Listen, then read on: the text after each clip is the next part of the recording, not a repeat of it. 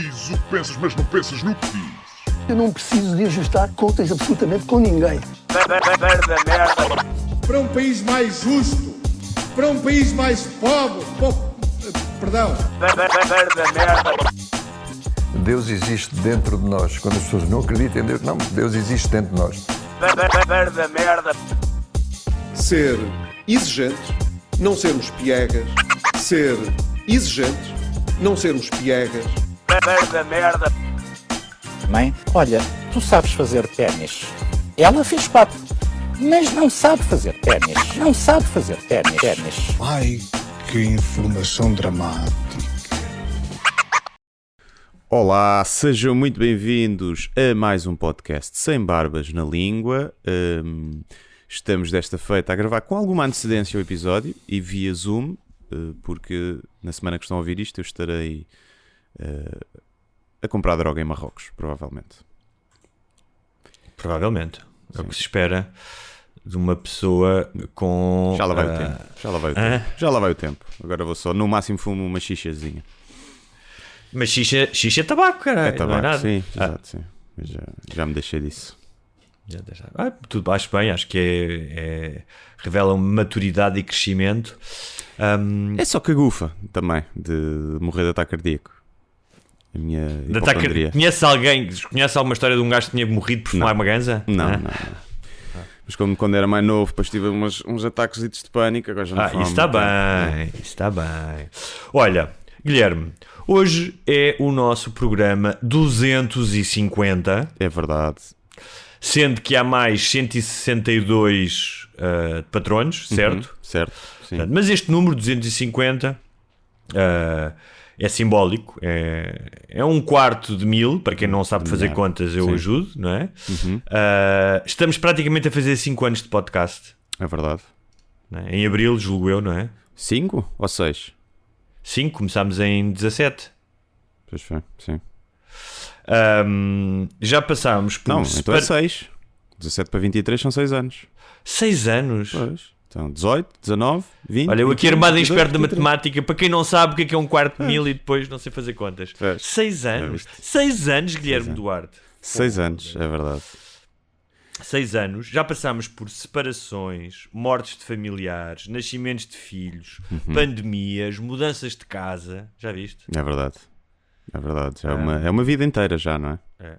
Já fizemos espetáculos ao vivo. Ao vivo, ao ar livre e ao vivo em teatros. Sim, e em bares também. E em bares. Já fizemos remotamente em vários estúdios diferentes. Sim. Também.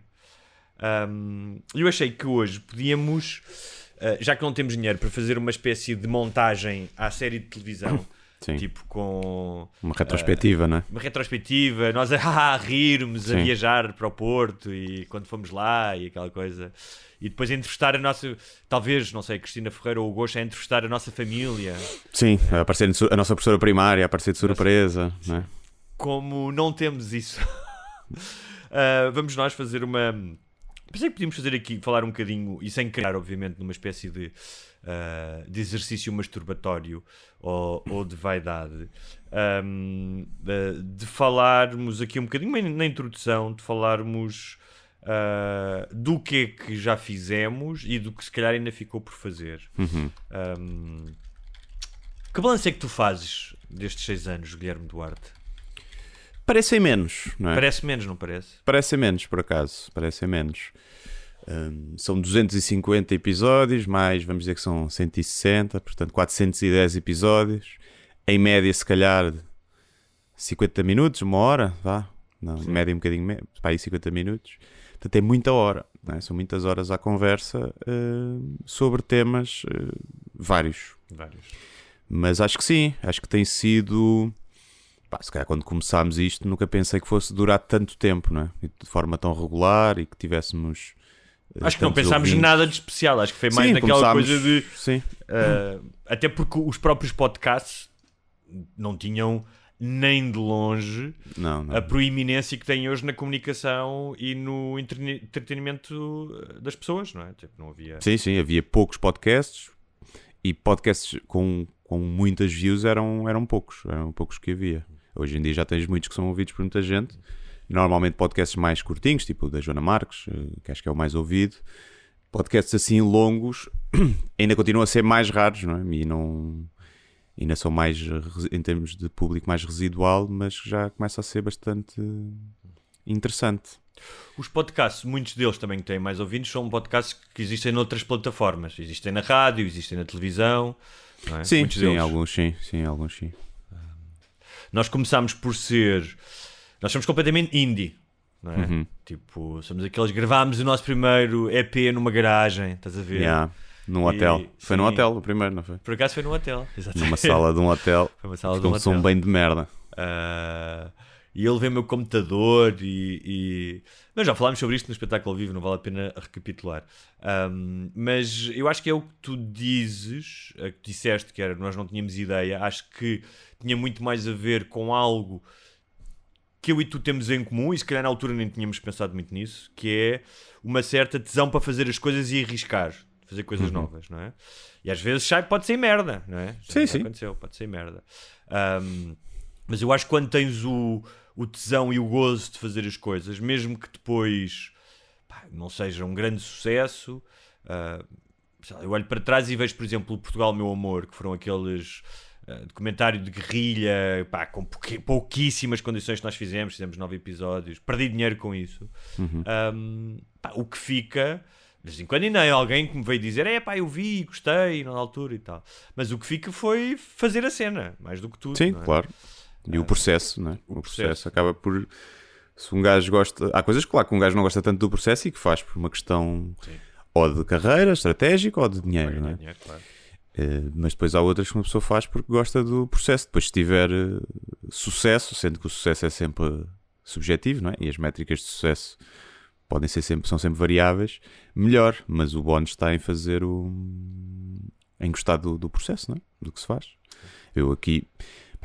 Eu continuo, aliás, dessa vez da forma como eu não me preparo para o podcast, que é, eu não, tipo, eu estou a falar contigo, não estou a pensar que estão 20 mil pessoas a ouvir, não é?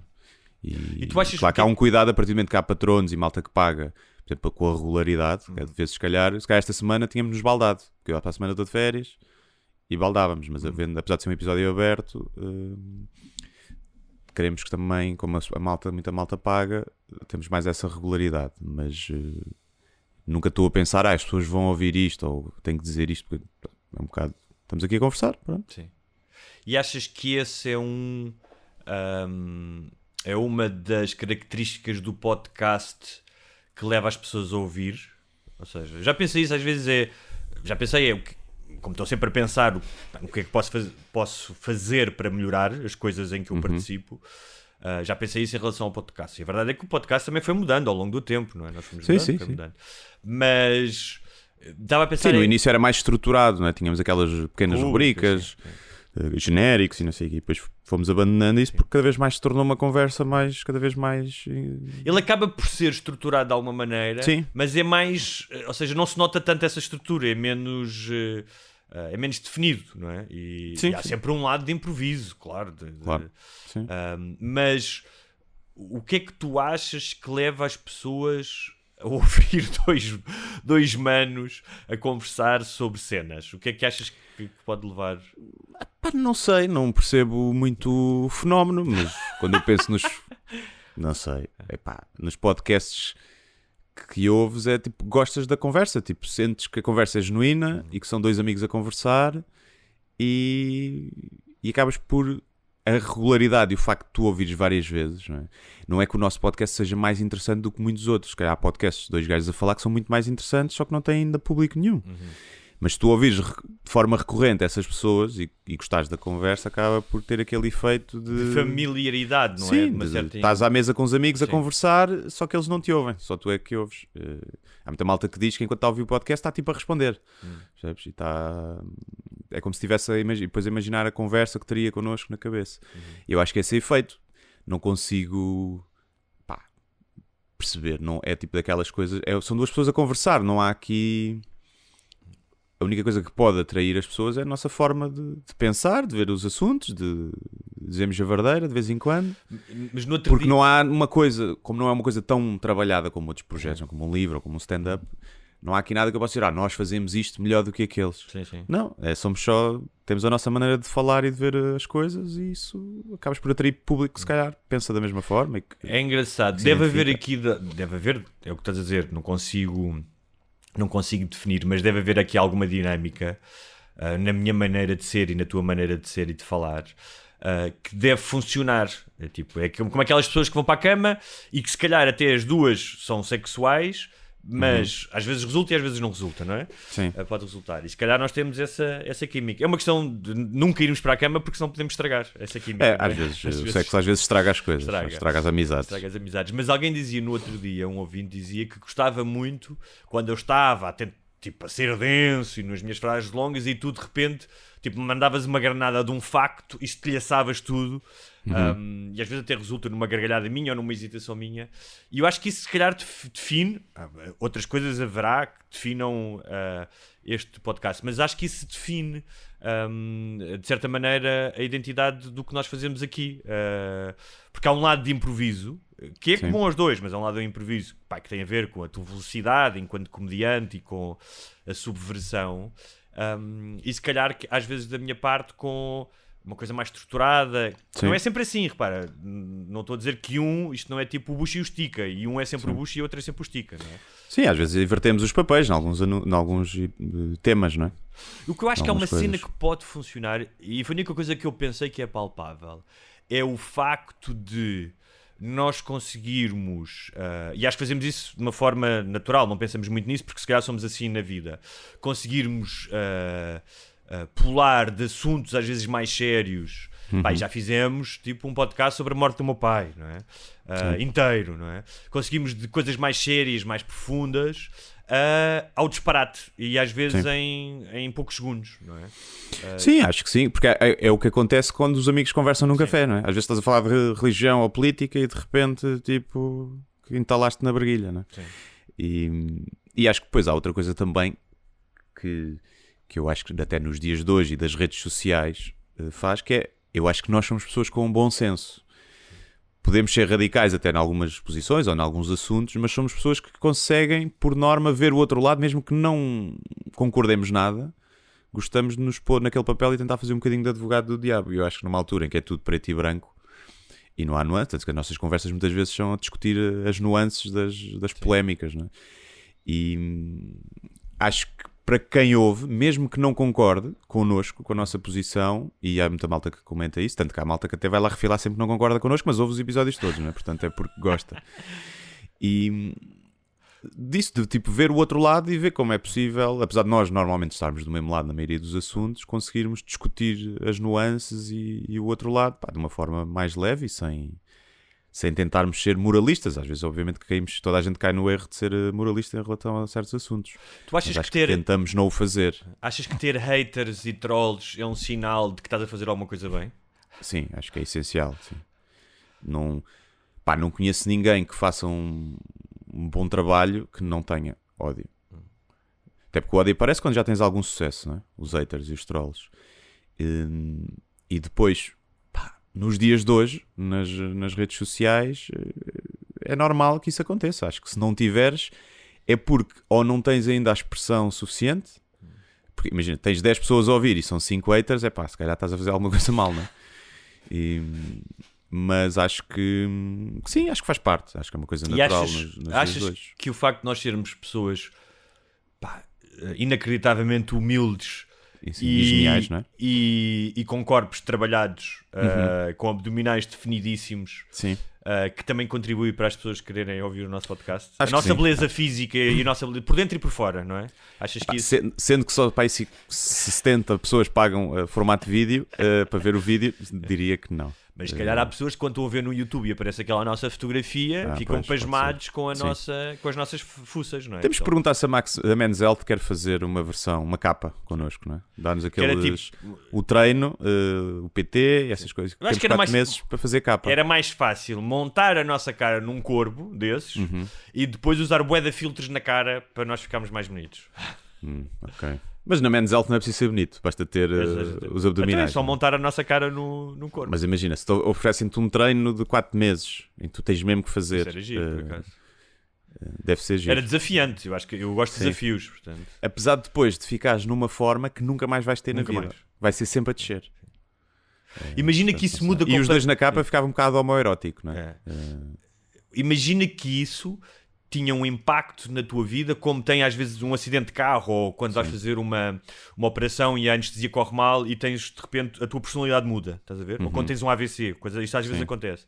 E nós ficávamos tão influenciados por ter um corpo daqueles que passávamos a ser gajos obcecados com o ginásio e só com dietas e coisas do género. Às vezes há esse perigo.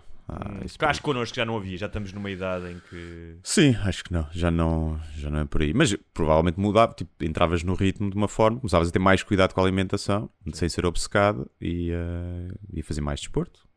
Não é que um gajo já não faça até, mas também já não se trabalha para o six-pack, não é? Nesta idade. Para estar bem.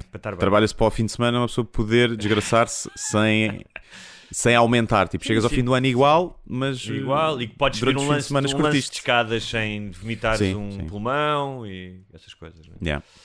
Mas nós já falámos várias vezes disto.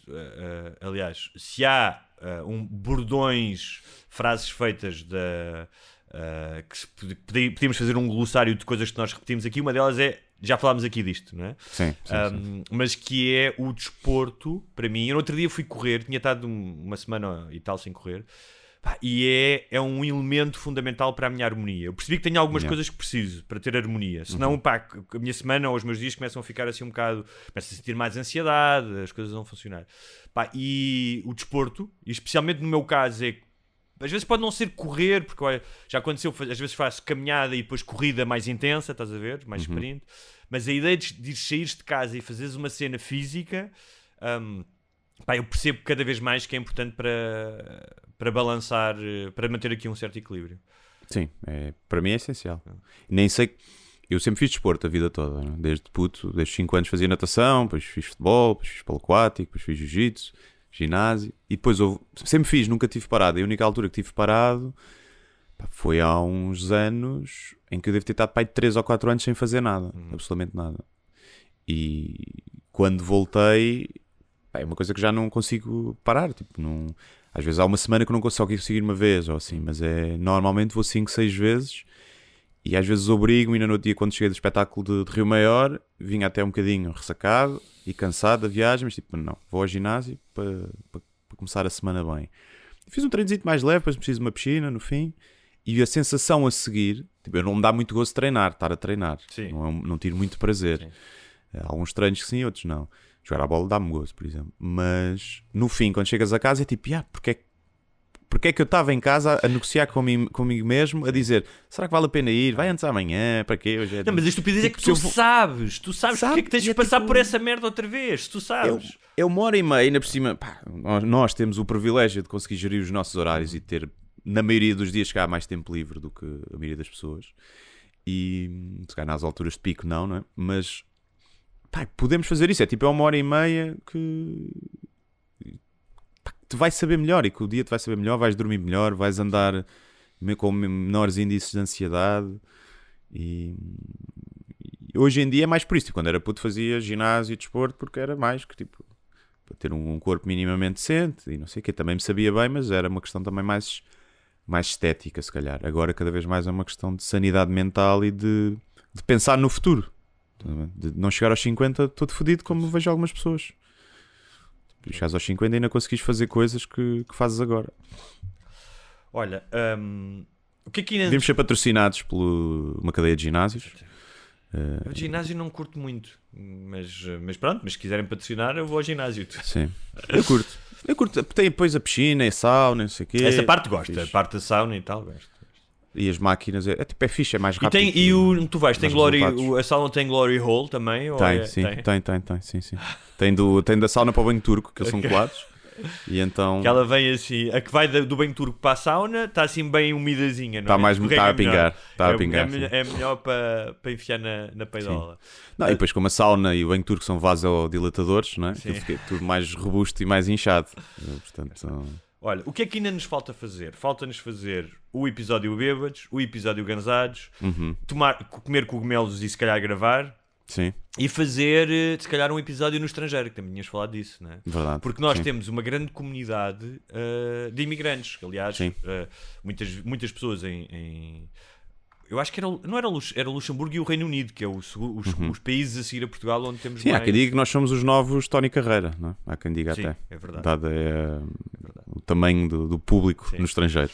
Mas que já tivemos vários patronos e patronas a oferecerem-nos casa, fora.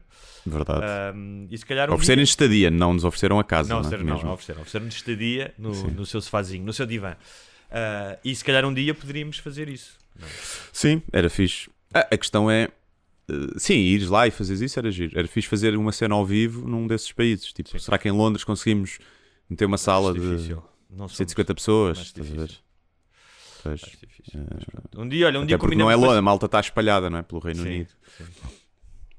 Mas, Mas pronto. Mas fica ao sonho, quem sabe, um dia fica ao Sim. sonho.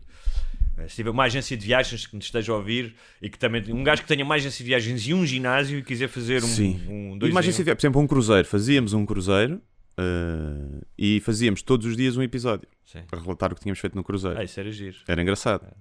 Então não havia os cruzeiros da capital, da discoteca? Podíamos fazer era? os cruzeiros sem barbas na língua, em que a malta Sim. que eu via ia tudo. Podemos fazer um cruzeiro que é o cruzeiro que vai da Finlândia para a Suécia. Que é aquele do álcool, não é? Que é um fim de semana e que é chamado Fuckboat. Não sei, pode ser engraçado. O fuckboat, muito bem. Olha, e pegando neste tema de estarmos a fazer uma coisa já há 6 anos e acho que estamos confortáveis com isto, não é? Uma vez perguntaram-nos até quando é que... Uma das perguntas dos patronos, até quando é que Sim. fazíamos isto, e acho que nenhum de nós sabe, não é? Sim, não. Nós tem ideia. Acho que a única altura em que eu senti foi na altura da pandemia, porque era muito, sempre remoto e era muito monotemático, porque era sempre pandemia. E foi a única altura que eu senti tipo algum cansaço de fazer o podcast. Mas esse cansaço não teria também ligado ao cansaço de tudo ser sobre a pandemia? Ou seja... Sim, é isso que eu estou a dizer, era o cansaço porque parecia sempre um Groundhog Day, não é? Sim. Estavas em casa, ok, mais uma coisa, é no Zoom, já estavas farto de estar em casa, depois Sim. o tema ia sempre bater à pandemia e então isso... Havia uma altura que era tipo, ok, amanhã é podcast. Já não era com o mesmo entusiasmo. Sim. Durou para aí ali, mas... Deve ter sido no segundo confinamento, nesse mês ou assim, nesses 2 meses. Mas de resto é tipo... é fixe fazer, não há... Mesmo quando temos que ir ao estúdio, apesar de ser mais chato ter que ir para lá, não é? A pandemia também nos fez a vida de ser mais preguiçosos. Sim. A verdade é que acho que flui muito melhor e acaba por... Sim. Parece mais trabalho também, né? Vais para casa, tipo, parece que cumpriste mais o teu dever. Exatamente, completamente. Foi menos palhaçada. Mas estava a falar que não faço a mínima ideia. Acho que enquanto tivermos os dois a gostar de fazer isto, vamos fazer e depois logo se vê. Mas queria falar da ideia de saber desistir das coisas. Porque estava a falar nisso no outro dia com uns amigos por causa... começou por falar de um gajo que é o David Mamet, que é um... Não sei se sabes o que é um gajo que escrevia peças de teatro e depois realizou filmes, que realizou, por exemplo, o State and Main, o Glenn Garrigan, Glenn Ross... mas pronto, basicamente era um dramaturgo nos anos 80, era tipo, estreavam uma peça dele nos Estados Unidos e era um evento, tipo, era um grande nome. Sim. E que ultimamente estávamos a falar da decadência, ou seja, que as coisas dele são piores, e estávamos a falar de vários tipos de decadência e de quando é que tu te deves retirar ou não, não é? Porque há razões diferentes. Por exemplo, estávamos a lembrar, por exemplo, o Hemingway, então estávamos a falar, o Hemingway suicidou-se, e uma das razões que diz que suicidou-se era porque ele já não conseguia escrever. Mas há mais do que isso, tipo, o gajo tinha tido 2 acidentes graves, tipo, de avião. O gajo teve 2 quedas de avião, vê lá. Num espaço de tempo curto. Mas tipo avionetazinho ou acho avião que a sério? avioneta. Okay. E acho que tinha mesmo, tipo, começou a ter problemas cognitivos e físicos graves, não é? E aí é diferente, não é? Imagina, é um bocado como a eutanásia. Se tu não tens qualidade de vida e se vês que estás tantã e que fisicamente eu percebo, se calhar queres terminar. Isso é um exemplo. Outra é, continuas bem, continuas fisicamente bem. Por exemplo, o David Mamet faz jiu-jitsu e não sei o quê, mas perdeste esse condão. Foi-se, já não tens isso. Tipo, quando é que tu... será que tu consegues... Será que consegues discernir esse momento? Acho que pelo que se vê à volta, a maioria das pessoas não consegue discernir esse momento. Mas eu também não acho mal tipo ser uma curva. Acho que não tem sempre que ser a subir, não é? Concordo a tua contigo, carreira. concordo Acho que podes ter um pico, Sim. pá, e depois descer, e se te der gozo. Claro que há casos que tu vês que tipo arrastarem-se e já é triste, quase, não é? Mas e acaba por... Acontece isso muito com os lutadores de MMA, não é? Ainda agora o Fedor, que foi tipo, se calhar, dos melhores lutadores de sempre, talvez o melhor peso pesado de sempre, retirou-se aos 46 anos. Pá, e o gajo nos seus 30, tipo, passava a ferro toda a gente. Era um russo, tipo, o gajo tinha 30 e tal vitórias e 0 derrotas. E agora ele nas últimas, tipo, levou na boca de gajos que tipo, são uma merda. E tipo, vês aquele gajo que passava toda a gente a ferro a perder as últimas 5 lutas ou assim de uma forma triste. Pá, e tu pensas, tipo, ok, se ele tivesse saído em alta era melhor, mas por outro lado, esta parte final não pode apagar o que ele fez no pico dele. Claro que é diferente porque é uma coisa física, não é? E é normal que haja esse declínio, é inevitável. E os últimos anos da carreira de qualquer desportista nunca são os melhores anos de carreira. Nas nossas áreas é mais diferente, dá para envelhecer melhor e produzir coisas novas. Mas acho que sim, mas também se te dá gozo, para que é que mesmo que estejas a fazer um trabalho pior, se te dá gozo, mas é preciso coragem. Eu acho que tudo, mais uma vez, a importância aqui dos matizes, que é uma coisa é preciso ganhar a vida. Imagina que és um gajo, é mais velho, não sei o quê, pá, mas preciso ganhar a vida, tenho que fazer isto, não tenho, não é? Olha, não tenho a mesma capacidade que tinha antes, mas tenho que pagar as contas, tenho filhos na escola. Isso é uma coisa perfeitamente legítima. Outra é, gosto de fazer isto. Estou-me a cagar, já não tenho o mesmo, a mesma chama, a mesma capacidade, mas isto dá-me prazer e, portanto, eu nunca fiz isto apenas pelo sucesso ou pela excelência, não é? Que tens o direito de fazer isso e, portanto, vou continuar a fazer. Mas depois há outra coisa, que é as pessoas que não conseguem sair da ribalta e da ideia de sucesso. Estás a ver? Da ideia de, eu sempre fiz isto, então não posso viver sem isto. E há um exemplo, dei aqui o exemplo de pessoas que, como o de Mehmet, que continuaram. Mas uma pessoa que saiu fora, e não saiu fora como o Hemingway, de uma forma tão radical, que é o Gene Hackman. O Gene Hackman não faz filmes há 15 anos, o que é? Um ator incrível, fez filmes impressionantes. Vive no México, tem 93 anos, tipo, vai andar de bicicleta todos os dias. Vi uma fotografia dele, já está velhinho, tem 93 anos, mas está fixe, tipo, acho que adora a vida que tem. Escreve uns livrinhos de policiais, eu não sei o quê. E eu acho que é um sinal de sabedoria, porque o desapego é um sinal de sabedoria. Tu dizeres assim, vou fazer outra merda qualquer. Vou fazer outra merda que me dê prazer. Ou seja, mesmo tu dizendo isto dá-me prazer, tu saberes que, na vida não há só uma coisa que te satisfaz. Há várias coisas que te satisfazem, não é? E eu acho que tu chegares a um momento da tua vida e dizeres assim, se calhar vou tentar outra merda, se puderes fazer isso, não é? Claro. Às vezes as pessoas não podem. Eu acho que é um sinal... de maturidade e de inteligência emocional tremenda.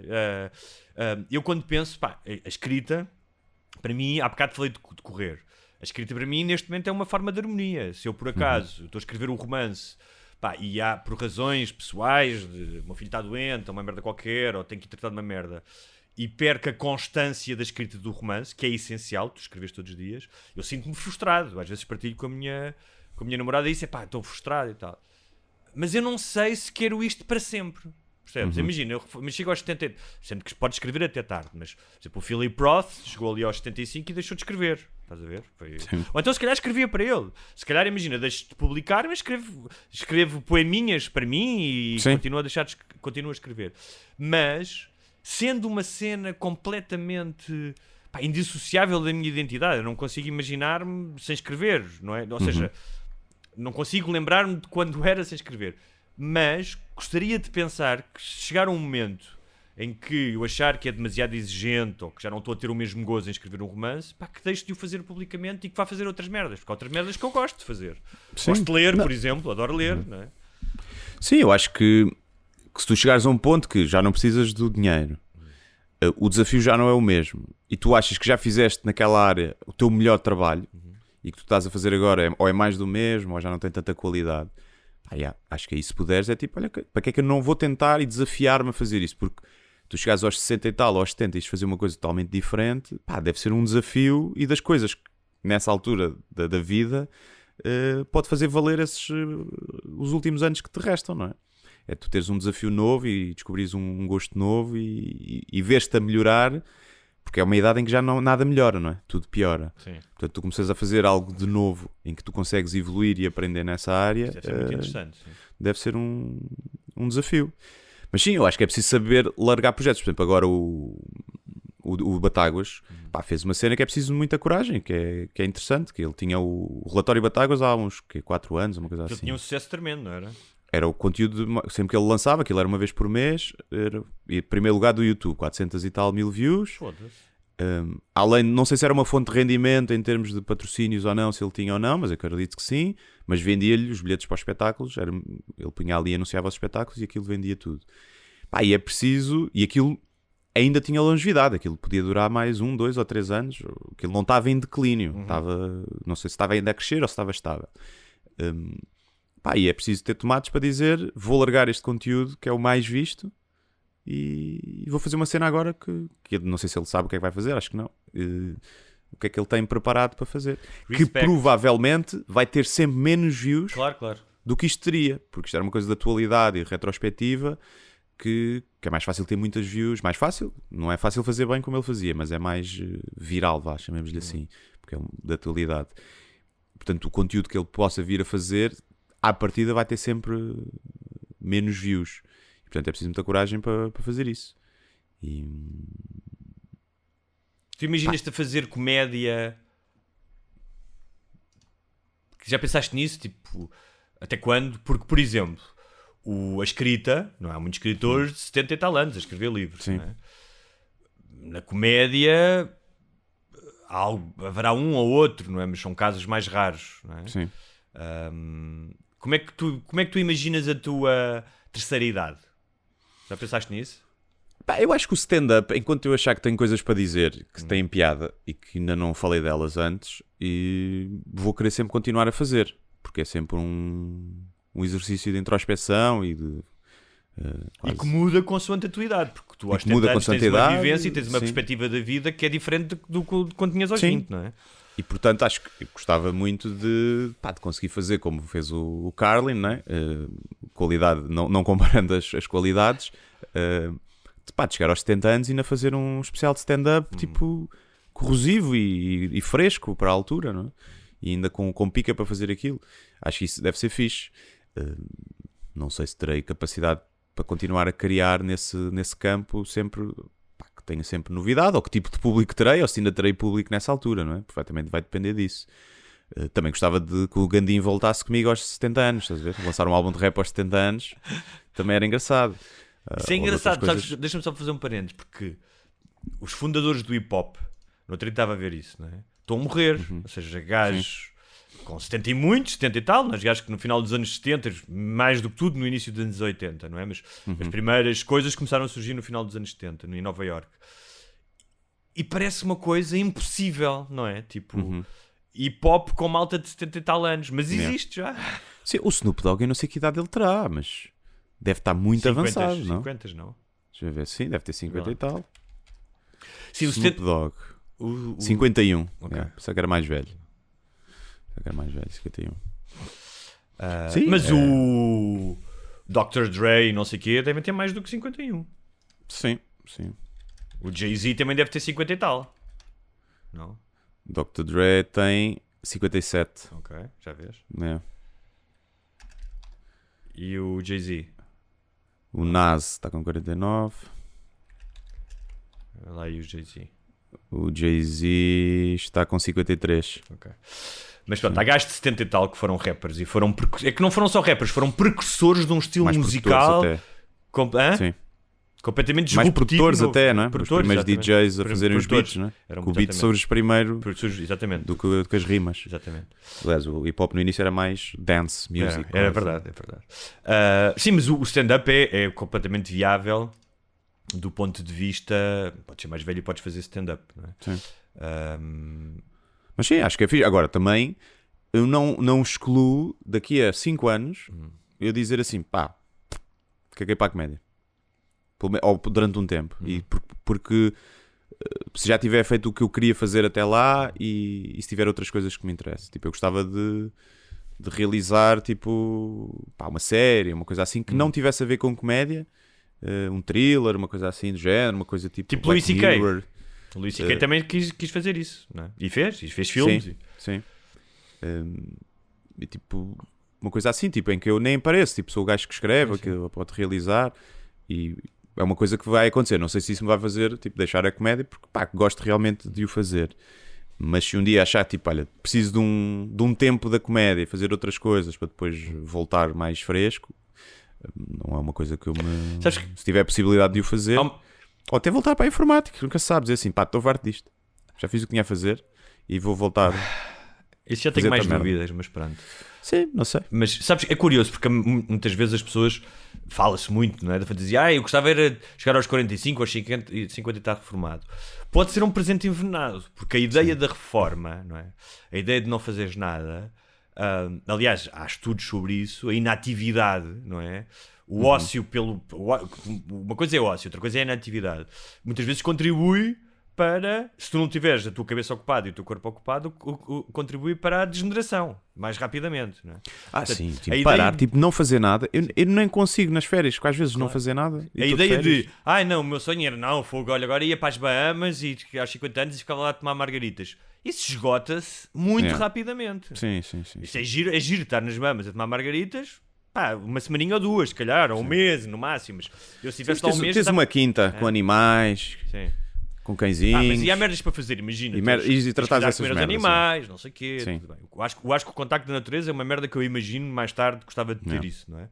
Com animais. Mas aí, quando eu falava há bocado, imagina, chegava a um ponto em que dizia, ok, olha, já não consigo, ou já não quero, já não me apetece escrever romances ou séries como escrevia e tenho uma reforma, imagina, chegava ali. No outro dia fui à Segurança Social ver quando é que me podia reformar.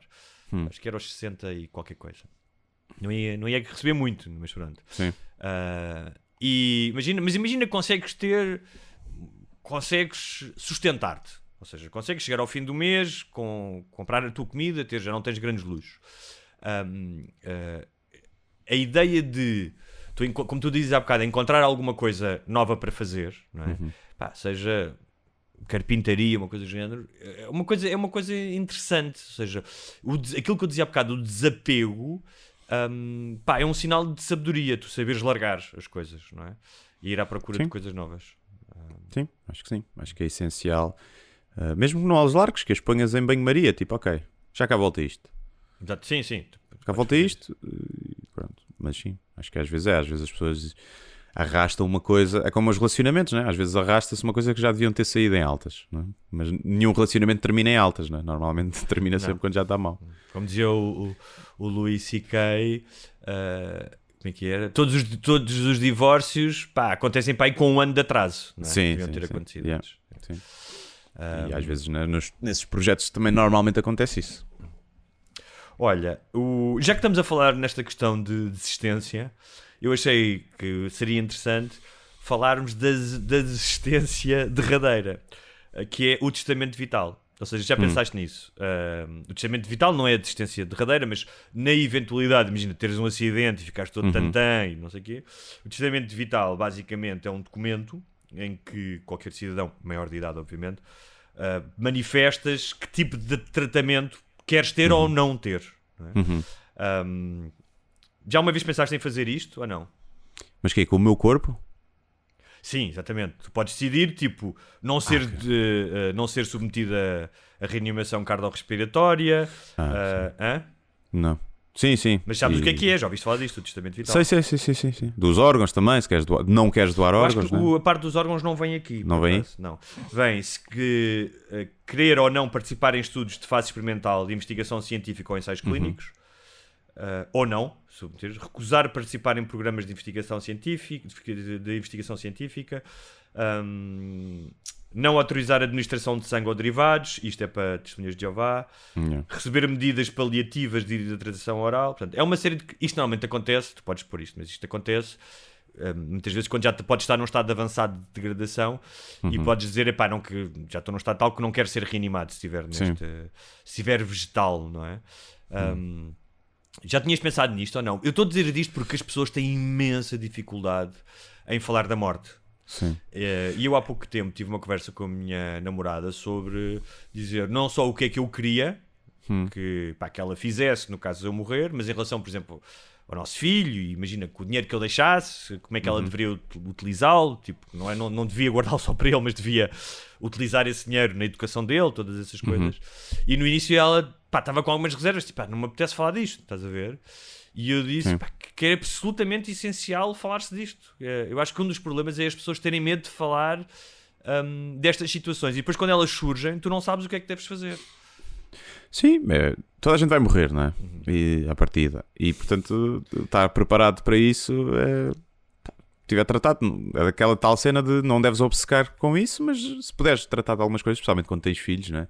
E tens filhos e não és casado, tens que, se calhar, acautelar essas coisas, não é? Porque, quer dizer, ou até quando moras junto e não és casado, se calhar também tens que acautelar, porque se morres o cônjuge fica sem nada, não é?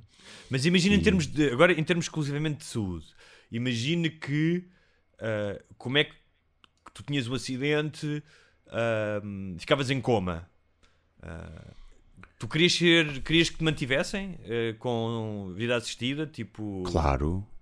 Indefinidamente, tipo aqueles gajos que estão 20 anos... Indefinidamente, nunca se sabe o que é que vai aparecer. Aí uma coisa qualquer que me cura. Olha, vamos pôr aqui a consciência dele para o computador, percebes? Entretanto aparece. Aí já está toda fodida, já está a disquete toda arriscada. Não sabe, pode estar a dormir, um soninho bom. Portanto, acho que se estiveres vegetal, consciente, ali parado, deve ser horrível. Mas também o teu cérebro arranja subterfúgios para te lidares com isso. Tu começas a enlouquecer e a viver no teu pensamento. Não estás ali a sofrer um bocadinho, depois de repente que é um pensamento que é tipo um filme de terror constante. Pois, mas aí não tem nada. Tipo, não. Acho que se houver uma esperança de eu recuperar, ressuscitem-me e mantenham-me ligado. Se não houver mesmo, não. Pronto, aí deixem-me ir. E se fazeres parte de ensaios clínicos com novos fármacos? Mas que é em coma ou já depois de morto? Não, depois de morto não interessa aos fármacos, não é? Não, tipo quando doas à ciência. Não, isso é outra coisa, já vou lá. Sim. Mas tipo, imagina que estás numa cena, tipo, tens umas doenças e há umas cenas novas, mas não sabem se fazem bem ou mal, hã? Dê-me tudo. Dê-me tudo. Se já estou fodido, dê-me tudo, sim. Dê-me tudo. Na boa. Porque aí mesmo que não beneficies, se calhar outros depois vão beneficiar mais à frente. Porque... Sim, isso já estou todo fodido. E o teu corpo para a ciência? Não me interessa o que é feito com o meu corpo. A partir do momento em que se apaga... Não me interessa. Não vou saber. Pode vir um necrófilo... Podem-me ir ao cu, à vontade. Okay. Podem-me comer. Tipo, pode ser usado para uma família pobre em África fazer um fricassézinho. Na boa. Fricassé.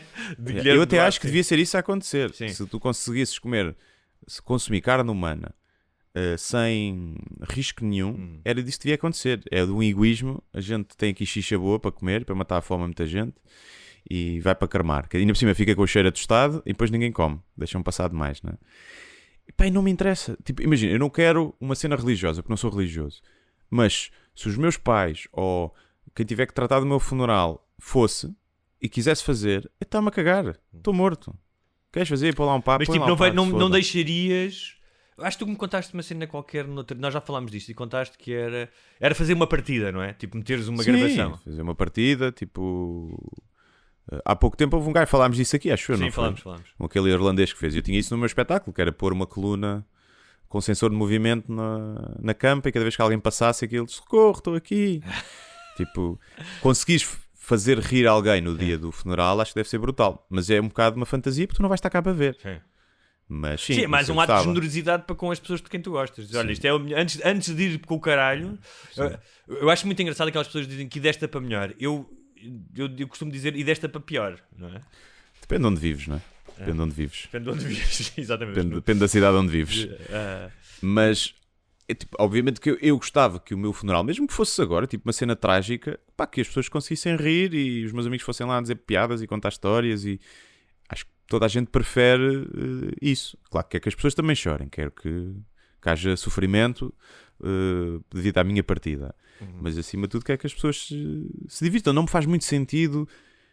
Claro, quando morre uma criança isso é impossível de fazer, não é? E quando ainda os pais ainda são vivos é difícil. Mas quando morre alguém com 90 e tal anos, que teve uma vida fixe, não me faz sentido o funeral ser na sua maioria triste. Acho que tipo, deve ser alegre, deve ser uma celebração da vida que aquela pessoa teve. Então, e não de tristeza, porque tipo, teve 90 e tal anos, teve uma boa vida, tipo, estamos a chorar para quê? Não terias últimas vontades. Ai, gostava que fizessem isto, aquilo, a partir do momento em que foste, façam o que quiserem. Não, se deixar isso é só para chatear pessoas. Ok. É só para chatear. Olha, quer ser deixado deitado no mar, não sei onde. Tipo, Não, fosse lá está a pessoa. tipo, tens que ir de barco e de cavalo e não sei o que. Quero ser deitado na cratera do vulcão, tipo, só para foder. Há algum tempo vi uma cena que era de stand-up, o gajo a dizer que gostava de ter o discernimento para quando estivesse a morrer, mas tinha que fazer o timing certo, que era para chamar as pessoas que estão ao pé da cama do hospital e dizer: eu escondi 2 milhões de euros enterrados no... E depois morres, estás a ver? E o gajo dizia: tens de fazer o timing certo, tens que morrer ali, porque senão tens que fingir que estás morto até morrer. Que é para não... Que é chato. Isso é giro, tu deixares uma coisa dessas, não é? Deixares tipo... Eu já tinha falado de tipo, deixar agendado no Facebook ou no Instagram uma série de posts que vão saindo à medida... Eu já morri e aquilo vai saindo como se eu estivesse morto, a fazer aquilo do céu, a escrever a minha vida lá. Tipo, continuas a entreter as pessoas depois de morto. Isso era giro. Mas isso tinhas que saber quando é que vais morrer. Mas já pensei em deixar agendado uma série de coisas em que todos os anos vou aumentando um ano, estás a ver? Vou fazendo snooze naquilo. Pode ser giro, mas não sei se... Espero que quando eu morrer não haja Instagram, nem Facebook, que é bom sinal. Sinal que passaram muitos anos. Sim. Será que não haverá? Estou a pensar. Haverá outras coisas, não é? Vai haver outras coisas mais ligadas à inteligência artificial e metaverso e não sei o quê. Vai haver umas evoluções disso. Sim. Olha, nós já tivemos no início algumas rúbricas que rapidamente desapareceram e que acabam por ser revisitadas, mas sem o nome de rúbrica e sem jingles. Mas eu acho que se voltássemos a ter rúbricas, uma delas seria guerras culturais, que é uma coisa que nós falamos e que está muito presente. Ou guerras identitárias, não é? O que não são necessariamente guerras de direitos das pessoas, que há uma confusão que se faz hoje, que é... Discute-se muito esta questão das guerras culturais, como se muitas vezes estivesse a discutir os direitos das pessoas, e não estás a discutir às vezes tendências e modas. Sim. Não é? E são coisas diferentes. Mas trouxe aqui duas histórias, uma já tem algum tempo, já foi de janeiro, outra mais recente. Uma é, nos Estados Unidos, houve um professor de Direito que, na sua cadeira, fez um exercício em que um empregado ou uma empregada de uma empresa era vítima de insultos racistas. E o exercício tinha a ver como é que tu processavas aquela empresa. Não é? Não sou jurista, portanto não sei aqui articular qual é que era o exercício. E ele utilizava as palavras só com a letra inicial, não é? Para explicar qual é que era a gravidade do chamado... Eram duas palavras, não é? Eram duas? Eram duas uma toda a gente sabe qual é que é. Não sei qual é que seria a segunda. Não me lembro, não sei se eram 2 ou 3. E aquilo era um exercício. Foi denunciado, foi suspenso da sua atividade enquanto professor, e depois esta é a parte que é, faz lembrar um bocadinho... Viste isso no Bill Maher? Sim, Bill Baer, não viste também? Vi. Eu por acaso estava para te mandar isso e depois esqueci-me. Yeah. E foi... o gajo, acho que foi obrigado a fazer não sei quantas horas de reeducação, não é? Sim, essa educação. Sim. Faz lembrar os regimes autoritários, não é? Que era o que os comunistas faziam, não é? Exatamente. O gajo até faz essa comparação com os maoístas. Faz essa comparação com os maoístas, exatamente. Que era a reeducação. Estava a ver aquilo e o Maher dizia isso, que era...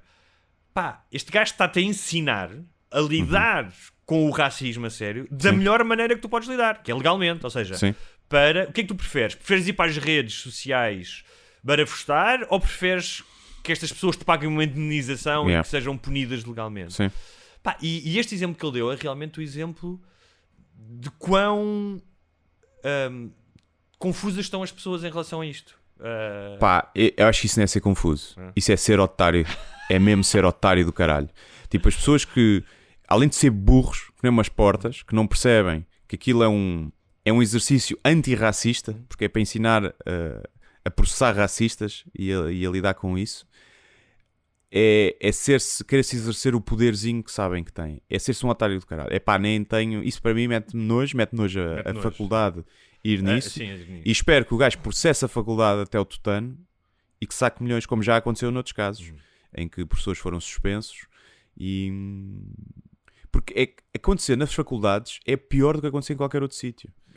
Porque isso mina... Todos os outros professores vão ter medo de fazer coisas parecidas e vão ter medo de ensinar merdas e de factos. E pá, é uma. Pá, só nos Estados Unidos também, não é que isso acontece. Talvez no Reino Unido, se calhar, em alguns casos ainda. E para mim, essas pessoas era matá-las todas. E digo isto com a maior das franquezas. Os gajos que decidiram suspender o professor, os gajos que acusaram, era usar o veneno deles contra eles. Era tipo... É que estás a foder a vida de uma pessoa que em prol... É que nem é... É que é tipo... Olha, a intenção dele era boa, mas o que ele fez está a causar danos que ele nem pensou que poderia causar. Não é isso que está ali a acontecer. Aquilo são pessoas que não quiseram fazer a puta do exercício, que não sabiam, não tinham estudado para o exame e disseram, espera aí, a gente não sabe fazer isto, então vamos ter que carregar aqui no alarme de incêndio sem haver fogo. E gritaram fogo sem haver fogo e o professor fodeu-se. E espero que ele processe e que ganhe muitos milhares. E esses alunos deviam ser todos suspensos e todos expulsos da escola. É o que eu acho. É uma coisa que me irrita profundamente. Mas porque há racismo a sério. Há racismo a sério. E esses conas de merda que vão processar um professor assim estão a desvalorizar os casos de racismo a sério e de violência policial sobre negros e de discriminação no local de trabalho, porque estão a pôr esse professor no mesmo patamar que esses gajos, não é? Olha, agora lembrei-me de uma coisa, estou a procurar no telefone, que é diferente, mas tu utilizaste uma expressão que era matá-los todos e lembrei-me de uma coisa um bocado tétrica, mas era por causa daquele incêndio que houve na Mouraria. Sim. Viste? Uhum. Que morreram 4 pessoas, não foi? 4 pessoas, não é? 20 pessoas no T0, não é? No resto de chão. Sim. Que é uma coisa que não é... vivi em Nova Iorque e os gajos que trabalhavam na cozinha do restaurante onde trabalhava viviam 12 num quarto e dormiam em turnos, não é? Portanto, é uma questão... Sim, a culpa não é deles de viverem ali, não é? Não, a culpa não é deles. A culpa é dos salários de merda e do preço das casas. Sim. E eu estava aqui a tentar encontrar a frase desse gênio líder do PSD, que é o Montenegro, que disse, em relação a isso, precisamos de um programa transversal para sabermos quem é que precisamos em Portugal, quem é que nós queremos em Portugal. Ele disse isso no contexto disto, não é? Como se o tipo de pessoas que nós precisamos ou não, essa discussão até poderia ser tida. Que imigração é que temos? Há políticas de imigração que podem ser tidas, mas como se isso, tipo... estes gajos que decidiram... isto são pessoas que vão viver 20 num apartamento, portanto não queremos que é essa gente. Eu acho que um gajo que está a ser candidato a primeiro-ministro... Sim, é uma coisa que o André Ventura diria, não é? Sim. E depois, num país... Eu não sei se o Montenegro ou o Ventura, que ainda há pouco tempo lá na 59ª comissão que ele fez, não é, a convenção que os gajos fazem assim uma todos os anos para aparecerem na televisão, para terem, e a televisão vai lá, dão-lhes tempos de antena, mas pronto, em que o gajo disse, não comparem os nossos imigrantes com os imigrantes. Eu não sei se ele viu imagens nos anos 70 e até quase a chegar aos 80 das bidonvilles onde os portugueses viviam em França. Sim. Que era bem pior do que estes apartamentos na Mouraria, não é? E repare, isto não é destratar nem estes imigrantes da Mouraria nem os portugueses. Eram as condições de vida que tinham pessoas pobres que queriam melhorar de vida. Sim, tu não podes pensar só que pessoas é que nos dão jeito de ter. Claro. Porque tu tens que também acolhes pessoas que não te dá jeito de ter, mas para tornar o mundo um bocado melhor, mas dá jeito não é? de ter, porque se calhar quando o Montenegro está lá mas em mesmo casa... que não dê, não podes pensar aí. Claro, mas mesmo assim, do ponto de vista pragmático, quando ele está lá em casa e diz agora por cima era um hambúrguerzinho, vou chamar a Glovo, o gajo que se calhar está lá nesta cave que lhe vai entregar. Sim. Não é? Sim, aí a teoria é que se não houvesse ele havia outra, não é? E os salários subiam, não é? Normalmente é as teorias disso, os portugueses não trabalham por tão pouco, então tinha que haver sempre isso e os salários subiam. Não sei se será assim, não é? Não sei se será assim. Não sei. Eu acho que estamos aqui, agora a conversa divergiu um bocadinho, mas tenho pensado muito nisso, tenho pensado alguma coisa que é, já falei aqui, que é o PS e o PSD e o PS no governo estão a abrir o caminho para, já estão a abrir o caminho há algum tempo, para gajos como o Ventura, até agora só há um, apesar de que agora começou a haver, com os sindicatos, aquele do Stop, um populismo de extrema esquerda também, não é? Que é um bocadinho diferente, mas não deixa de ser populismo. E portanto... O Bloco de Esquerda também tem muitas coisas populistas. Também, é verdade. Mas o PS e o PSD, por ter desaparecido praticamente e por não ter um líder forte e por não ser capaz de fazer fim-capé e mostrar-se como uma alternativa, não é? E o PS, porque está a aproveitar-se do fantasma do Chega e estão a abrir caminho para... E o gajo continua a subir nas sondagens. E portanto, eu não me admirava que nas próximas eleições, se o PSD ganhar as eleições, que o Ventura venha a ser ministro. Sim. Também não. Mas eu acho que isso é o melhor que pode acontecer. Porque depois já não é antissistema. E depois vão ver, olha, afinal é igual aos outros. Pode acontecer isso. Acho que é o que vai pode acontecer. o que acontece na Polónia e na Hungria, não é? Não, acho que não temos massa crítica de nazis para isso. De malta racista a sério para isso. Eu acho que o voto do protesto, que acho que é a maioria dos votantes do Chega, quando isso acontecer, vão perceber, isto é igual, e vão mudar o voto de protesto para outro sítio. Eu não sei. No outro dia estava a ouvir. Achas que a vida dessas pessoas vai melhorar? Vai ficar igual. Mas é sempre igual. Sim. Eu PS, concordo contigo. tem sido sempre igual. Concordo contigo. E há muita gente ali que quer ganhar poder e quer beneficiar da mesma forma que gajos do PS e do PSD beneficiaram os conselhos de administração de empresas, no poder local, ao longo dos últimos 50 anos. Há gajos no Chega que querem exatamente a mesma coisa, que é esse poder. Esse poder, uma coisa meio provinciana, uma coisa, não é? Eu garanto que se o Ventura for ministro de alguma coisa, que ele nunca mais vai falar de ciganos. Nunca mais vai falar. Não sei. Já não vai precisar de falar. Já é ministro. No outro dia ouvi num podcast de política, houve uma cientista política, acho que é inglesa, fez um estudo muito grande sobre o crescimento do populismo na Europa e dos extremos. E os dados eram anteriores até ao aparecimento do Chega, eram ali recolhidos em 2017, 2018, por aí. E uma das coisas que na altura era que Portugal não tinha, ao contrário de outros países, movimentos desses, não tinha ainda, não é? Não tinha, ou se tinha, não tinham expressão, mas no entanto, eu não sei como é que foi feito o levantamento disso, da questão dos valores, estava ao nível de países como a Bulgária e outros países de leste, ou seja, era como se nós fôssemos território fértil para um gajo desses aparecer. Né? E o Vítor Matos, que é um jornalista de Expresso que foi meu colega na faculdade, ouviu dizer isso, que ele achava, é a opinião dele, ao contrário do que estás a dizer, que nós realmente éramos terreno fértil para isso. Ou seja, que havia muito mais eu acho que para populismo, sim. Mas o Ventura e o Chega não é tão radical como é os da Hungria ou os da Polónia.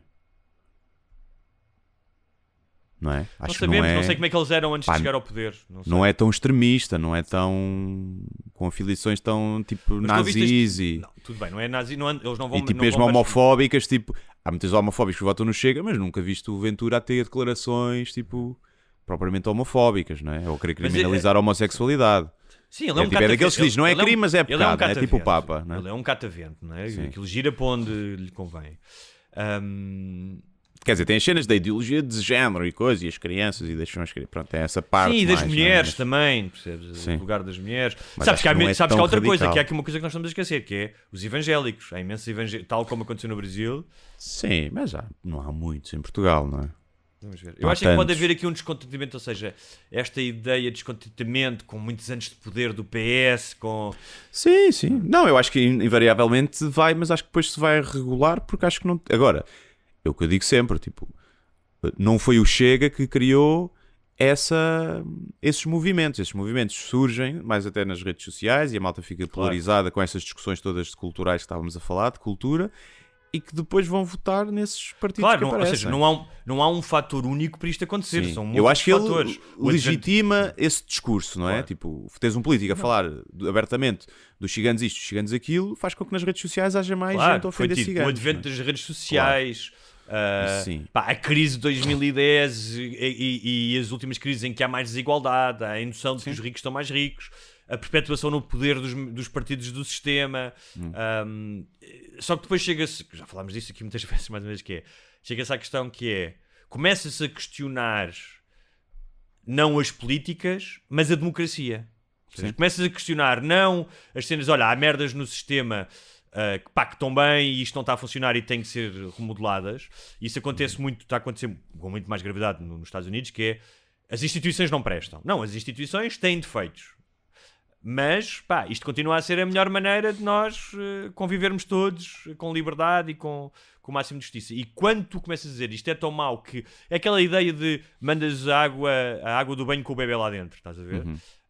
E é isso um bocado, por isso é que ele diz que quer criar a Quarta República, não é? Sim. Que seria bonito. Eu gostaria de saber como é que seria essa Quarta República.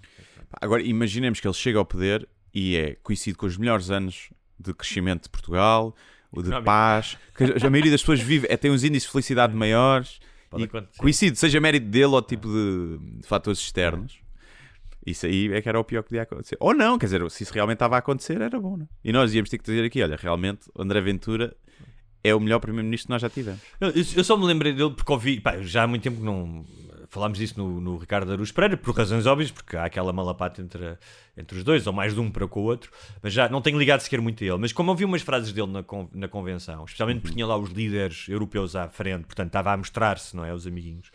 Frases como a Europa está a ver uma guerra civilizacional e temos que proteger os nossos valores.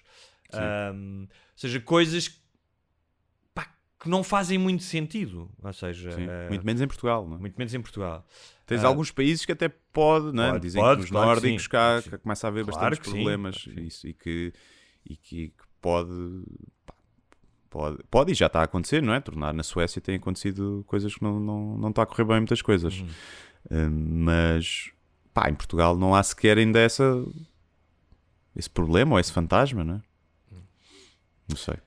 Muito bem, olha, tens sugestões? Comecei ontem a ver o Kank on Earth, que é o mundo segundo Filomena Kank, é uma série documental cómica. Está giro, está engraçado, está na Netflix, está fixe. No outro dia estava ouvi a minha namorada a rir, fui ver e ela estava a ver isso. Yeah, a rir. Sim, está muito nonsense, está bem escrito. Eu já tinha visto. Mas aquilo clipes. É tipo, desculpa interromper, é tipo Ali G ou Borat, que é... Sim, ela vai entrevistar especialistas em várias áreas e faz perguntas das mais burras que possas pensar, mas eu não sei se é mesmo apanhado ou se está guionado, e acho que falta mais essa reação. Tipo, ela às vezes faz a pergunta estúpida e eles ficam assim a olhar e corta. Depois vive mais dos monólogos dela também engraçados. E acho que podia ter um bocadinho mais disso, mais da parte de apanhados. Não sei se aquilo foi mesmo apanhados, se foi guionado, mas está fixe, está giro. Por falar em Netflix, viste a notícia que Vi. Que vão deixar de poder partilhar. Sim. Mas é engraçado porque aquilo não é em todos os países. Falava Espanha, Portugal e mais um. Será que é os países em que isso acontece mais? Pois, deve ser. Só que o que é que vai acontecer à Netflix? Eles deviam ter consultado Tugas, se calhar, para fazer isto.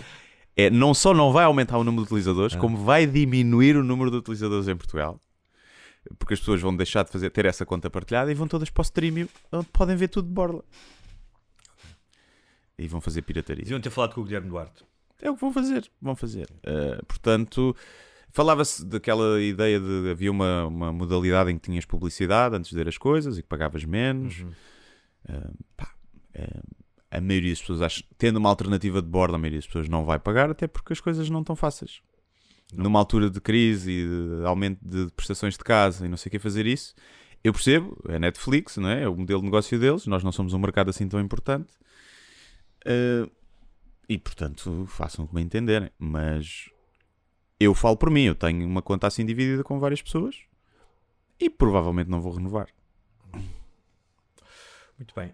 Eu a única coisa que tenho esta semana é no dia 18, sábado, vou estar no Palácio Baldaia, em Lisboa, num clube do livro, a convite dos leitores desse Clube de Livros para falar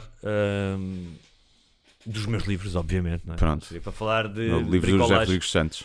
Ou de bricolagem. Sim. No dia 18, no Palácio Baldaia, em Lisboa, às 4h30 da tarde, apareçam. Estarei lá. É isso.